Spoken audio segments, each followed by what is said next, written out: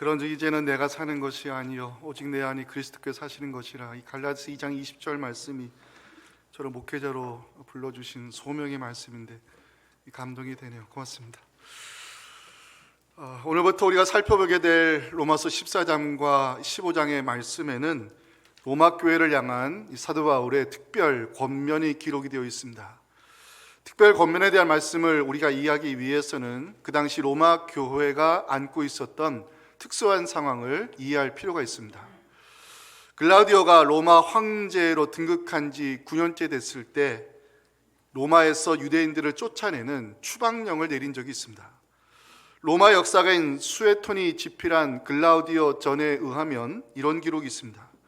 그는 크레스투스로 인하여, 크레스투스 성서학자들은 그리스도의 잘못된 표기라고 이해를 하고 있는데, 이 계속된 소요를 진정시키기 위해 로마 황제는 유대인들을 로마에서 추방하였다.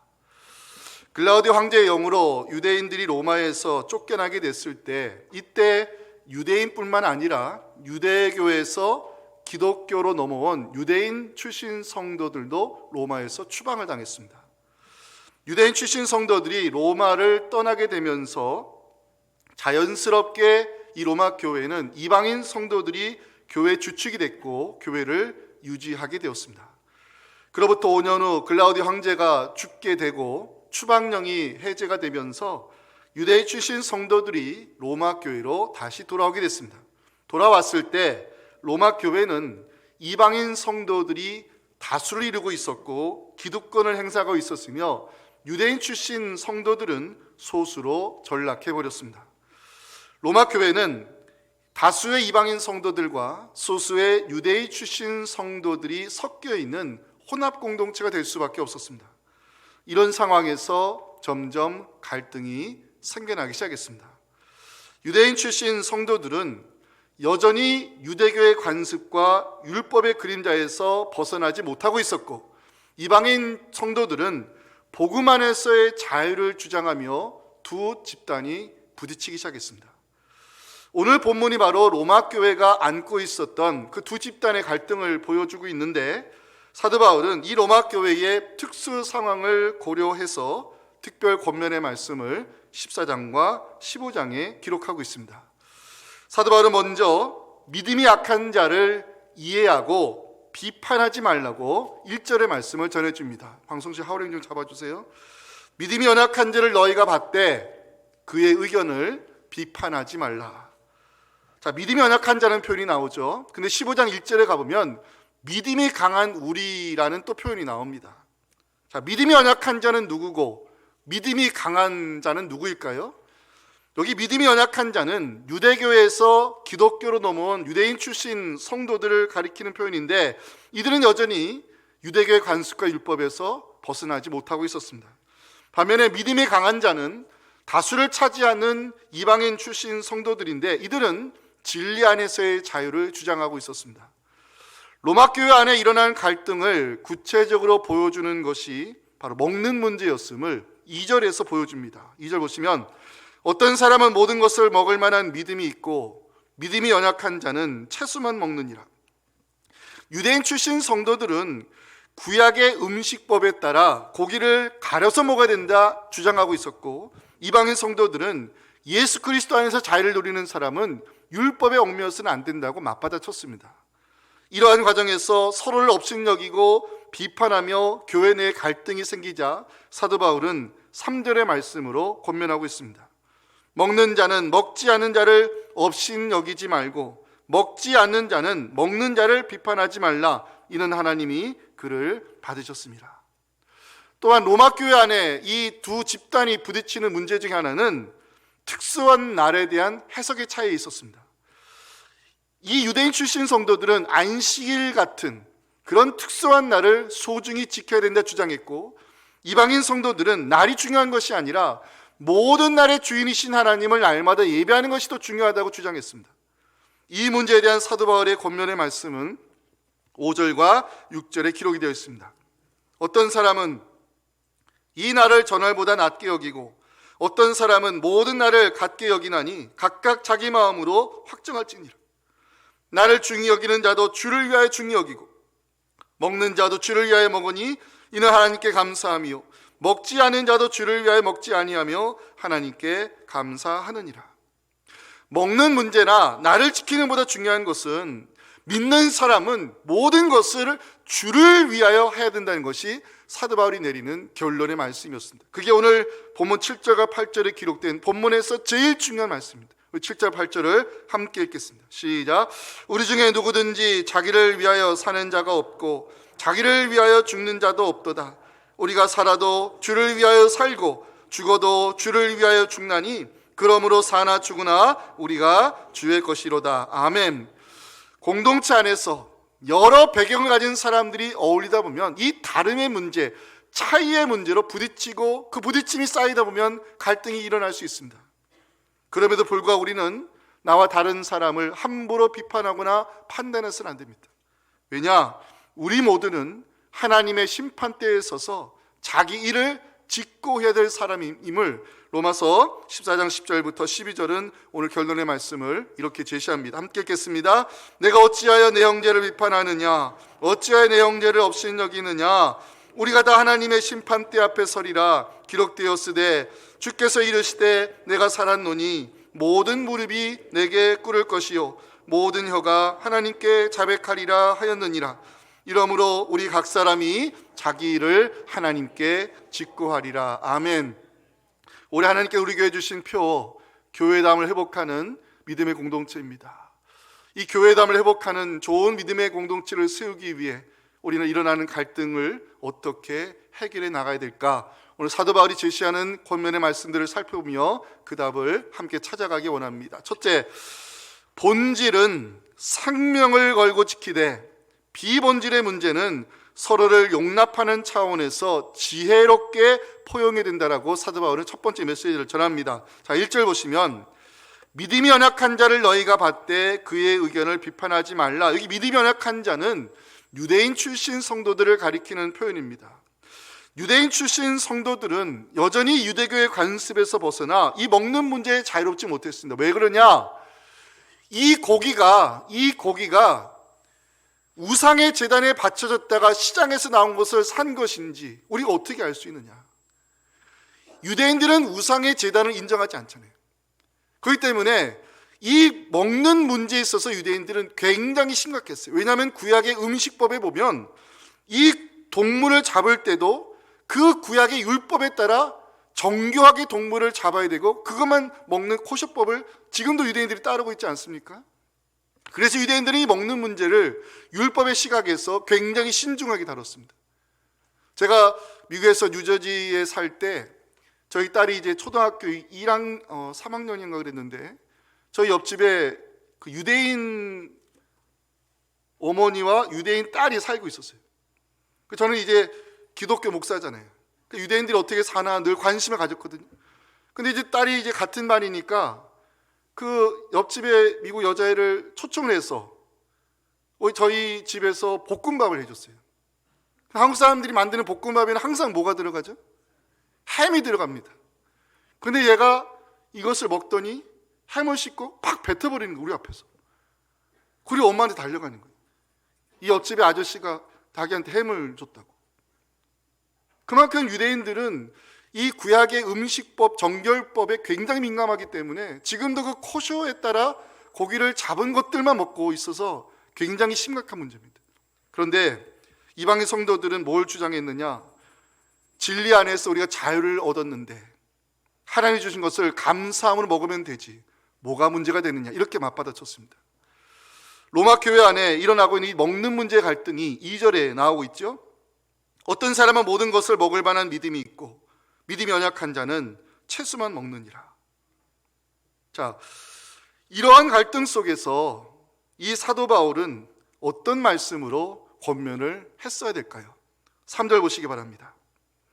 먹는 자는 먹지 않은 자를 업신여기지 말고 먹지 않은 자는 먹는 자를 비판하지 말라. 이는 하나님이 그를 받으셨습니다. 자, 이게 하나님이 그를 받으셨다는 표현이 굉장히 중요한 의미가 있는 말씀입니다.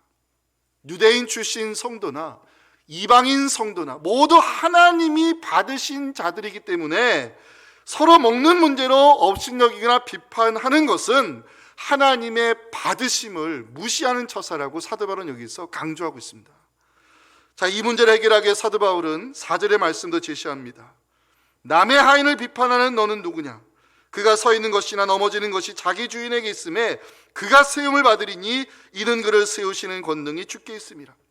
하나님이 받으신 자들을 사도 바울은 주인에게 속한 하인이라고 표현하면서 이 믿음이 약한 자들을 세워가는 분은 하나님이라고 강조하고 있어요. 유대인 출신 성도들이 비록 유대교에서 기독교로 넘어왔지만 여전히 그들에겐 유대교의 관습과 율법의 그림자가 남아있지만 중요한 것은 하나님이 이 믿음이 약한 자들을 세워가실 것이고 그 성숙한 그리스도인으로 세워가실 능력이 하나님에 있기 때문에 우리는 그들이 세움받을 때까지 기다려줘야 됨을 사도 바울은 강조하고 있어요. 저는 여기서 중요한 메시지를 발견하게 된 것입니다. 우리의 믿음을 세워가시는 분은 하나님이라는 사실입니다. 우리의 신앙을 온전히 세워갈 수 있는 능력이 하나님에게 있기 때문에 우리는 믿음이 약한 형제를 업신여기거나 무시해서는 안 되는 것이고 하나님이 그 사람의 믿음을 세워가실 때까지 우리는 그저 그 사람을 이해해주고 포용하며 기도하며 기다려줄 책임이 우리에게 있다는 것입니다. 로마교회 갈등을 일으키는 또 하나의 문제가 있었습니다. 특수한 날에 대한 해석의 차이에 있었습니다. 유대인 출신들은 여전히 안식일이나 절기를 소중히 지켜야 된다 주장하고 있었고 이방인 성도들은 안식일이나 이 절기는 모두 구약에서 나온 것이기 때문에 신약 시대를 살아가는 우리가 성령의 시대를 살아가는 우리가 그런 구약의 절기를 지킬 필요가 없다 주장했습니다. 자, 이에 대한 사도 바울의 권면의 말씀은 5절과 6절에 나와 있는데 중요한 표현들이 나옵니다. 함께 읽겠습니다. 어떤 사람은 이 날을 전날보다 낮게 여기고 어떤 사람은 모든 날을 같게 여기나니 각각 자기 마음으로 확정할지니라. 나를 중히 여기는 자도 주를 위하여 중히 여기고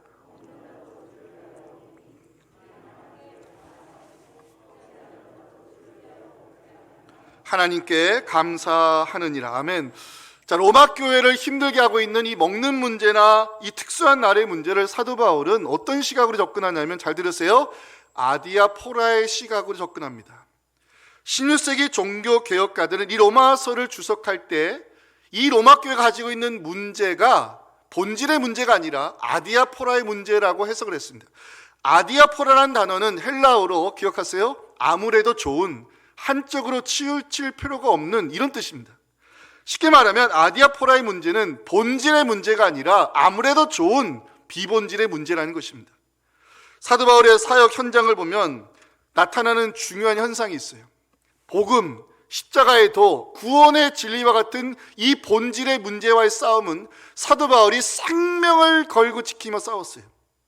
하지만 아디아포라와 같이 아무래도 좋은 비본질의 문제는 서로를 용납하는 차원에서 지혜롭게 포용이 된다라고 강조하고 있습니다. 예를 들어서 사도 바울이 제자 디도에게 할례를 행하지 않았습니다. 왜냐? 이 교회 공동체 안에 거짓 형제들이 들어왔어요. 이 거짓 형제가 뭐냐면 율법주의자들인데 마치 이 교회 성도인 것처럼 가장하고 들어와가지고 성도들의 믿음을 흔들어내는 거예요. 예수를 믿어? 좋아. 그래도 우리는 유대인이기 때문에 할례를 받아야 아브라함의 자손이 될 수 있고 할례를 받아야 온전한 구원이 이루어진다고 강조하면서 성도들의 믿음을 흔들어댔어요. 이거는 복음의 본질을 흐리는 거짓 형제들의 주장이기 때문에 사도 바울은 디도에게 할례를 절대 행하지 않았습니다. 갈라디아서 2장 3절부터 5절에 보면 이 본질을 지키려는 사도 바울의 열심을 보여주고 있어요. 그러나 나와 함께 있는 헬라인 디도까지도 억지로 할례를 받게 하지 아니하였으니 이는 가만히 들어온 율법주의자들, 거짓 형제들 때문이라. 그들이 가만히 들어온 것은 그리스도 예수 안에서 우리가 가진 참된 자유를 엿보고 우리를 율법의 종으로 삼고자 함이로되 그들에게 우리가 한시도 복종하지 아니하였으니 이는 복음의 진리를 지키기 위한 사도 바울의 본질의 문제에서 사도 바울은 절대로 양보하지 않았습니다. 반면에 사도 바울은 선교를 떠나기 전 이 유대인들과의 갈등을 미리 제거하고 복음 전파에 걸림돌이 되지 않기 위해 제자 디모데에게 할례를 행했습니다. 사도행전 16장 3절은 바로 그 장면을 보여줍니다. 바울이 그를 데리고 선교를 떠나고자 했을 때 그 지역에 있는 유대인으로 말미암아 디모데를 데려다가 할례를 행했습니다. 이는 그 사람들이 그의 아버지는 할라인 줄 다 알았기 때문입니다. 자, 중요한 것은 사도 바울에게는 원칙이 있었다는 것입니다. 복음, 십자가에도 구원의 진리와 같은 절대 타협할 수 없는 본질의 문제는 생명을 지키며 싸웠습니다. 하지만 아디아포라와 같이 아무래도 좋은 비본질의 문제는 그리스도의 마음으로 서로를 용납하고 지혜롭게 포용해야 됨을 사도 바울은 강조하고 있습니다. 여러분, 교회라고 하는 것은 부름받은 성도들의 모임이기 때문에 다양한 신학적 배경 가진 사람들이 모여 있습니다. 제가 저에게 오신 지 얼마 안 된 어르신들을 신방 간 적이 있습니다. 이런저런 대화 나누는데 그 할아버님이 저에게 이런 말씀을 하시더라고요. 목사님께서 단상에서 설파하시는 법문을 들으니 듣기 참 좋더랍시다. 설파? 법문? 제가 처음 들어보는 단어였어요. 그러니까 듣기가 좋다는 것은 우리로 해석하면 은혜가 됐다는 말인데, 왜 목사의 설교를 법문이라 하시고 제가 설교하는 행위를 설파하는 걸 하실까? 알고 봤더니 이분들이 절에 오래 다니신 분들이셨어요. 근데 은빛노인 교실을 통해서 전도를 받고 3부 예배 들어오셔서 이제 말씀을 듣는데, 그 말씀이 잘 이해가 되지는 않아도 좋은 소리를 하는 건 아니까 참 듣기는 좋다는 말이 이제 은혜가 됐다는 말이었죠. 언젠가 그 교회에서 십계명, 사도신경, 주기도문 가지고 3주 동안 연속 설교를 한 적이 있어요. 그래서 끝나고 어떤 분이 저한테 인사를 하는 거예요. 아, 목사님 강의 듣고 제가 오늘 큰 깨달음 얻었더니 뭔가 했더니 자기는 여태까지 오빌라도가 예수님을 십자가 못 박아 죽인 줄 알았대요. 본디, 이건 사투리니까 원래 오빌라도가 예수님 십자가 못 박고 이렇게 알았대요. 알고 봤더니 초신자였어요. 여러분, 믿음이 연약한 자들을 우리가 업신여기고 무시할 자격이 우리에게 있을까요? 공동체 안에서 생겨날 수 있는 여러 가지 갈등과 이런 어려움들을 사도 바울이 어떻게 제시하며 해결책을 말씀을 하는 것일까? 4가지를 우리가 함께 기억하기 원합니다. 첫째는 함부로 비판하지 말라는 것입니다. 자, 1절 말씀을 다 함께 읽겠습니다. 시작. 믿음이 연약한 자를 너희가 받되 그의 의견을 비판하지 말라. 제가 이 비판에 대한 단어를 찾아봤습니다. 헬라어로, 잘 들으세요, 분리, 다툼이라는 안 좋은 뜻을 가지고 있더라고요. 이 비판이라는 단어가 왜 다툼과 분리라는 뜻을 가지고 있을까? 잘 들으세요. 비판에는요, 언어에 칼이 담겨 있기 때문에 그렇습니다. 남의 연약함을 지적하고 남의 잘못을 비판하는 것은 결국 관계를 깨뜨리고 분리와 다툼을 일으킬 수밖에 없습니다. 우리는 잊어서는 안 될 한 가지가 있죠. 우리는 결코 남을 비판하거나 판단할 자격이 없다는 것입니다. 우리를 판단하실 분은 오직 의로우신 하나님밖에 없습니다. 주님은 산상수훈에서 함부로 비판하지 말라 말씀하면서 비판하지 말아야 되는 이유를 마태복음 7장 1절과 2절에서 이렇게 말씀하셨습니다. 비판을 받지 아니하려거든 비판하지 말라. 너희가 비판하는 그 비판으로 너희가 비판을 받을 것이고 너희가 헤아리는 그 헤아림으로 너희도 헤아림을 받을 것이라 주님 말씀했습니다. 사도 바울은 오늘 본문 10절에서 우리가 함부로 남을 비판해서는 안 되는 이유를 중요한 표현으로 사용하고 있습니다. 네가 어찌하여 내 형제를 비판하느냐? 어찌하여 내 형제를 업신여기느냐? 우리가 다 하나님 심판대 앞에 설 것이다. 사람은 누구도 심판자의 자리에 설 수 없습니다. 판단하시고 심판하시는 권한은 오직 하나님에게 있을 뿐, 우리 모두는 심판대에 서서 자기 일을 짓고해야 됨을 요한계시록 20장 12절부터 13절은 이렇게 말씀합니다. 또 내가 보니 죽은 자들이 큰 자나 작은 자나 그 보좌 앞에 서 있는데 책들이 펴 있고 또 다른 책이 퍼졌으니 곧 생명책이라. 죽은 자들이 자기 행위를 따라 책들에 기록된 대로 심판을 받으니 바다가 그 가운데서 죽은 자들을 내주고 또 사망과 음부도 그 가운데서 죽은 자들을 내주매 각 사람이 자기의 행위대로 직고하고 심판을 받게 될 것을 성경은 예고하고 있습니다. 우리 모두는 하나님의 심판대에 서서 자기의 행위를 직고해야 될 사람들입니다. 그러기에 우리가 나와 다른 사람들을 함부로 비판하고 무시하는 것은 결코 있을 수 없는 일입니다. 나와 다름을 비판의 이유로 보지 마시고 나와 다름을 품어줘야 될 이유로 생각하는 넉넉한 믿음의 사람 되었으면 좋겠습니다. 자, 갈등과 어려움을 어떻게 해결해야 될까? 사도 바울은 두 번째 해결책으로 하나님이 받으신 사람으로 서로를 인정하라고 이야기하고 있습니다. 자, 믿음이 강한 자는 믿음이 약한 자를 업신여거나 멸시해서는 안 되고, 믿음이 약한 자는 믿음이 강한 자를 비판하거나 정죄해서는 안 된다는 사실을 사도 바울은 3절에서 이렇게 표현하고 있어요. 먹는 자는 먹지 않은 자를 업신여기지 말고 먹지 않은 자는 먹는 자를 비판하지 말라. 이는 하나님이 그를 받으셨습니다. 하나님이 그를 받으셨습니다. 하나님이 그를 받으셨습니다. 여기에 나와 다른 사람을 함부로 비판해서는 안 되는 이유가 있습니다. 우리 모두는 하나님이 있는 모습 그대로 받아주신 사람들입니다. 제가 여러분 질문을 드릴 때 마음속으로 대답을 해보세요. 하나님 우리를 구원받을 자를 택하여 주실 때 어떤 조건이나 형편을 보셨을까요? 하나님 우리를 당신의 자녀로 삼아 주실 때 어떤 기준이 있었을까요? 생각해보면 우리 모두는 하나님의 그 은혜로, 무조건적인 사랑으로 하나님이 있는 모습 그대로 받아주신 자들입니다. 그 은혜와 사랑을 아는 자로서 나와 다른 형제들을 함부로 판단하고 업신여기는 것은 결코 하나님이 용납지 않으실 것입니다. 하나님이 우리를 있는 모습대로 받아주셨다면 저 사람도 있는 모습 그대로 하나님이 받아주셨음을 우리 모두는 인정해야 이 공동체의 갈등을 해결할 수 있다는 것입니다. 잘 들으세요. 하나님이 받아주신 사람은요, 남을 함부로 바꾸려 하지 않습니다. 하나님이 받아주신 사람은 나와 다른 사람도 있는 모습 그대로 인정해 줍니다.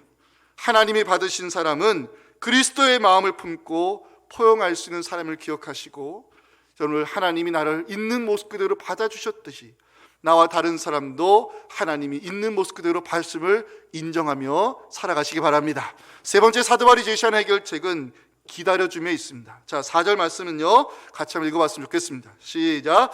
남의 하인을 비판하는 너는 누구냐? 그가 서 있는 것이나 넘어지는 것이 자기 주인에게 있음에 그가 세움을 받으리니 이는 그를 세우시는 권능이 주께 있음이라. 사도 바울은 믿음이 약한 자를 남의 주인에게 속한 하인으로 표현하면서 그 사람을 세워가는 권능이 주인에게 있음을 알려주고 있어요. 자, 여러분들 대답해 보세요. 믿음을 심어주신 분이 누구일까요? 하나님이십니다. 믿음은 선물이라고 성경은 강조하잖아요. 제가 제자 훈련할 때 이 믿음에 대한 시각이 두 가지가 있어야 된다고 제가 강조를 합니다. 첫째, 구원에 이르는 믿음이 있어요. 이 구원이 시작되는 믿음이죠. 예수 그리스도를 몰랐다가 복음을 듣고 예수님을 나의 주님으로 영접한 사람에게는 그 믿음 때문에 구원이 시작됩니다. 구원의 문이 열리는 것이죠. 그런데 이게 다가 아니에요. 이 구원이 시작된 믿음을 이제 키워가지고 세상을 이기는 믿음까지 가야 된다고 제가 강조를 합니다. 우리의 믿음은 하나님께서 심어주신 것이지만 이 믿음을 우리 함께 키워가면서 세상을 이기는 믿음의 사람으로 세워지는 것이 바로 하나님이 우리를 통해 하시는 역사입니다. 자, 여러분들 이것을 고린도전서 3장 6절과 7절은 이렇게 말씀하고 있어요. 보세요. 나는 심었고 아볼로는 물을 주었으되 오직 하나님께서 자라나게 하셨나니 그런즉 심는 이나 물주리는 아무것도 아니로되 우리의 믿음을 자라게 하신 분은 하나님이라고 성경은 선포합니다. 믿음은요, 하루아침에 성장하는 것이 아닙니다. 영의 양식인 말씀을 먹어야 믿음이 자라는 것이고 기도 생활을 통해서 건강하게 성장해가는 것이 우리의 신앙입니다. 그러기에 우리는 믿음이 연약한 자를 기다려줄 수 있어야 됩니다. 저 믿음을 심어주신 분도 하나님이시고 저 믿음을 성장하게 하실 분도 하나님이기 때문에 우리는 그 형제가 성숙한 그리스도인의 자리에 올 때까지 기도하며 기다려줄 책임이 우리에게 있는 것입니다. 네 번째, 사도 바울이 제시하는 마지막 해결책은 본질과 비본질의 문제를 구별할 수 있어야 한다는 것입니다. 사도행전을 읽어보면 초대교회 사도들이 산헤드린 공회에 끌려간 적이 있어요. 예수를 십자가에 죽이면 그 무리가 해산될 줄 알았어요. 예수를 십자가에 못 박아 죽이면 기독교의 뿌리가 뽑힐 줄 알았어요. 그런데 예수가 죽었는데도 그 예수를 따르는 사도들이 더욱더 열심을 가지고 복음을 전하기 시작했어요. 왜냐? 사도들은 부활의 주님을 만났기 때문입니다. 그래서 산헤드린 공회에 사도들을 불러드립니다. 그리고 협박합니다. 어떤 협박의 장면이냐? 사도행전 4장 18절부터 보시기 바랍니다. 예수의 이름으로 말하지도 말고 예수의 말씀을 가르치지 말라 협박했습니다. 자, 이 위협 앞에 사도들이 어떻게 반응했을까요? 베드로, 요한이 대답합니다.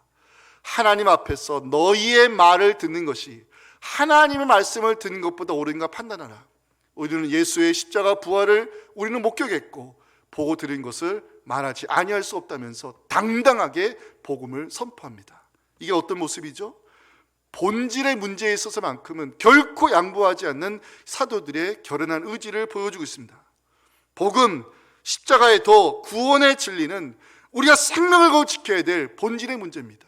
하지만 여러분들 아까 말씀드렸듯이 아디아포라, 아무래도 좋은 비본질의 문제는 넉넉한 마음을 가지고 서로 포용하고 사랑으로 용납해 주는 것이, 이것이 공동체의 유익을 위한 것임을 기억하시고 본질과 비본질 문제를 우리가 함께 가려가면서, 본질은 믿음의 본질이기 때문에 생명을 걸고 지키고 비본질의 문제는 사랑으로 포용함으로써 우리 교회가 교회담을 회복하는 믿음의 공동체로 세워져 갈 수 있기를 주님의 이름으로 축원합니다. 자, 마지막 메시지입니다. 믿음의 사람은 무엇을 하든지 주를 위하여 해야 한다고 사도 바울이 강조하는데, 자, 이제 6절 말씀이 굉장히 중요한 말씀입니다. 6절을 함께 읽겠습니다. 시작.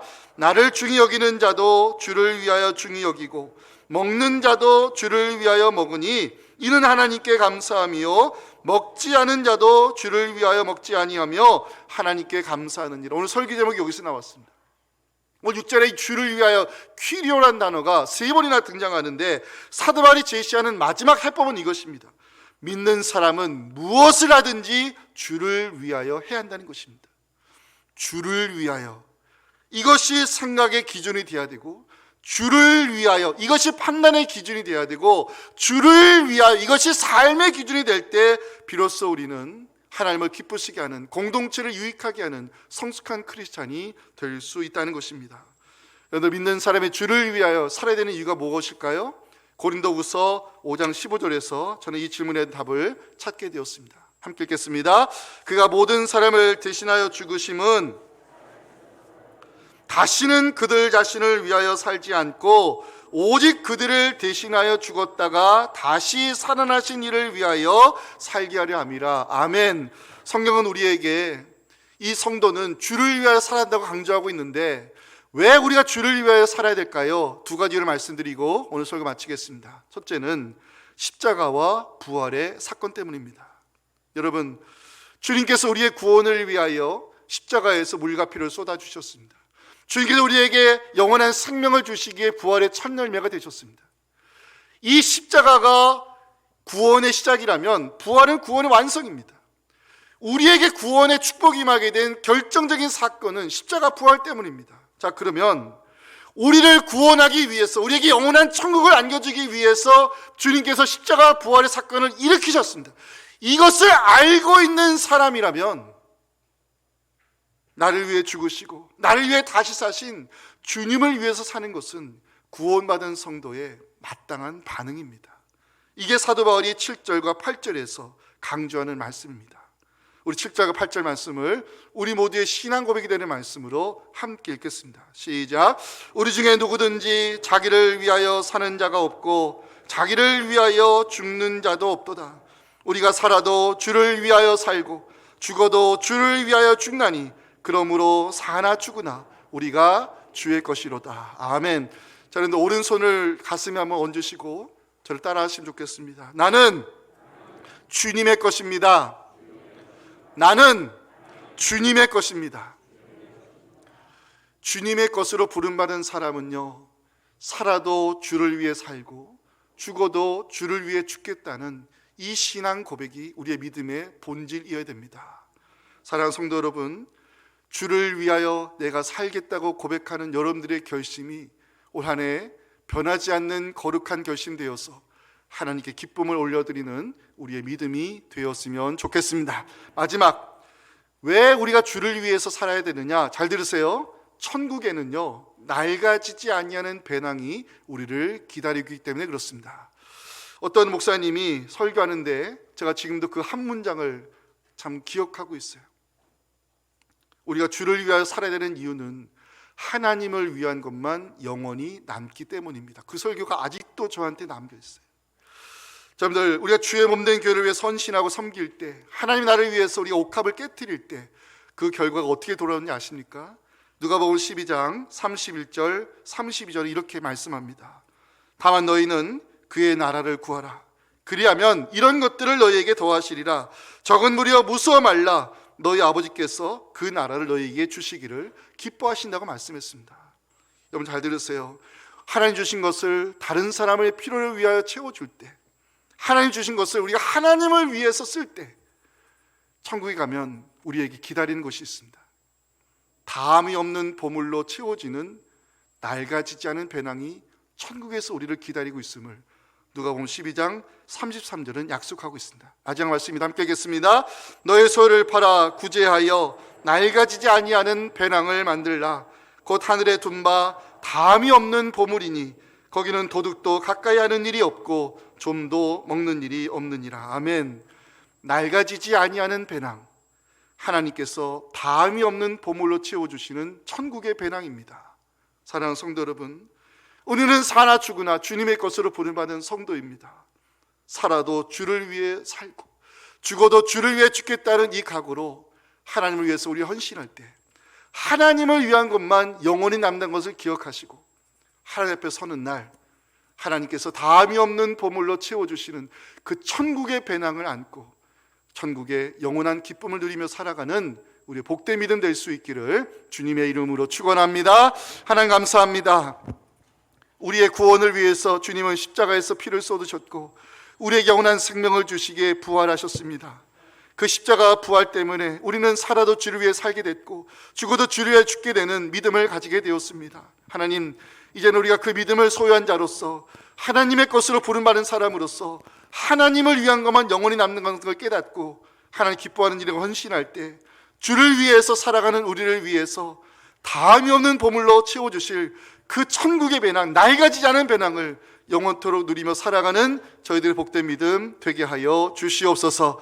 예수님의 이름으로 기도하옵나이다. 아멘. 지금은 우리의 구원을 위해서 십자가에서 피를 쏟아주시고 우리 영원한 생명을 주시기에 부활의 첫 열매가 되어주신 우리 구주 예수님의 은혜와 주를 위하여 살아가는 우리에게 다함이 없는 보물로 채워주실 우리 하나님 아버지의 크신 사랑과 성령의 동행하심이 오늘 주신 이 말씀을 마음속 깊이 새기며 살아도 주를 위하여 살겠다고, 죽어도 주를 위하여 죽겠다고 다짐하며 이 신앙 고백 가지고 하나님을 기쁘시게 하며 살기를 소망하는 우리 사랑하는 모든 성도들의 가정의 기도 제목들, 우리 자녀들의 신앙과 우리 사랑하는 교회 공동체와 오늘부터 시작되는 중등부 수련회 위에 지금부터 영원토록 함께 하시기를 간절히 축원하옵나이다. 아멘.